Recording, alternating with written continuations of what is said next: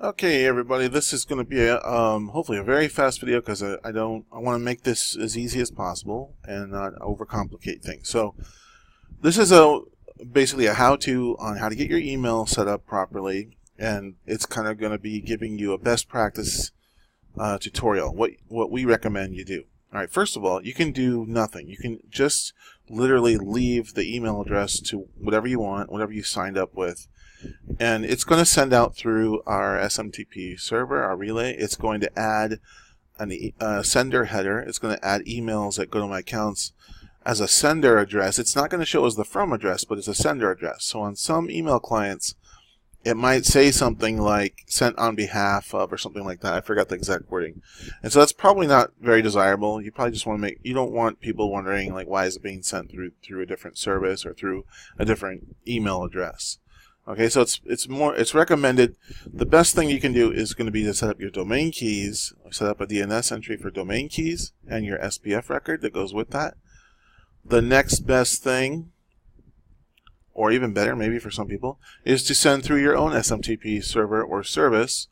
I would highly recommend you don't send it through Gmail or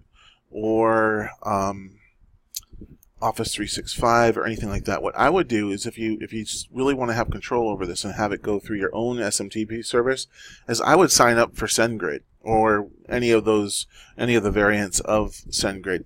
SendGrid has a very they have a pretty good service, and they actually have a free tier that it would be pretty hard for you to use up. You know, you'd have to do a lot of emailing in order to get yourself into the paid tier on that. So if you don't want to go send it, do this with the domain keys and send it through SendGrid, go ahead and set up, create an account with them, and then just add your credentials here and test it and save it, and that will work fine as well. Okay, so that's one way of doing things.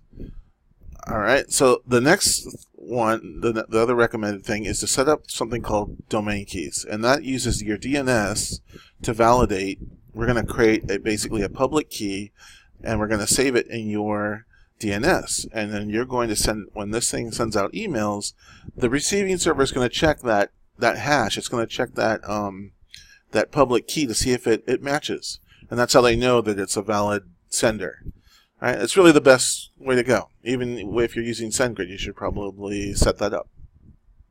So let me show you how it works. So let's since we don't want to use like a personal address, let's set up another one.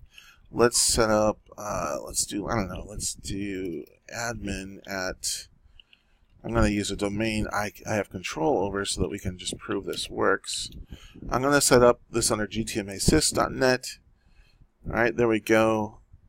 And let's, I hit save. Oh yeah, I got to create, I'm not doing this right. I got to click create the domain validation record. So we're ready. We could send like this, as I said, but we want the domain validation. So we'll click that. Okay, so our domain validation record was created, and now it's going to give us the information we need to set up on our DNS. All right, so I'm going to have a separate link, or I'll even include it in the help article about exactly how you set those up.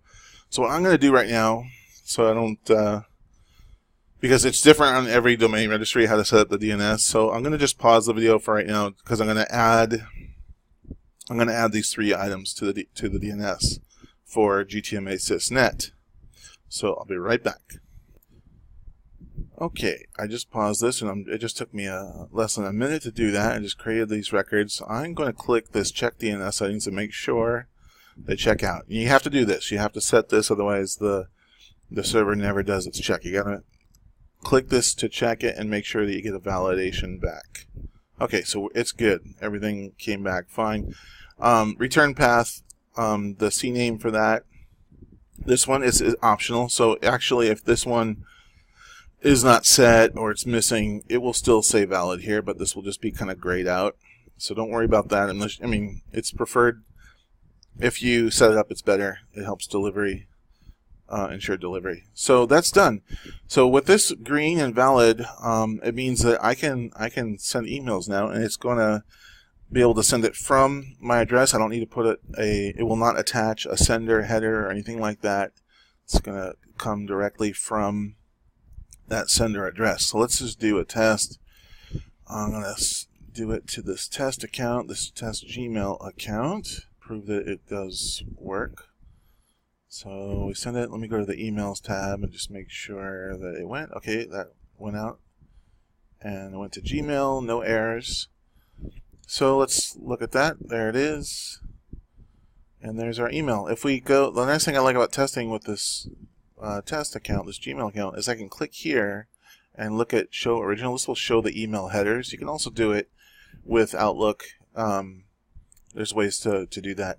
What you want to look for, though, is to make sure that everything passed, that the domain keys and SPF and everything passed, that nothing flagged as being, from an invalid sender.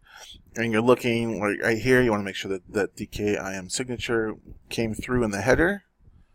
And you want to make sure that the from name is set, but there's no sender address, there's no separate line here saying something like emails at GoToMyAccounts. Which you won't see, assuming that this is green, this is all validated, and that the domain matches, this domain is the same, then it will not attach or send a sender header, and it will be a clean email. Okay, that's it for now. Like I said, if you have any problems or you want to just provide feedback, let us know how it works for you.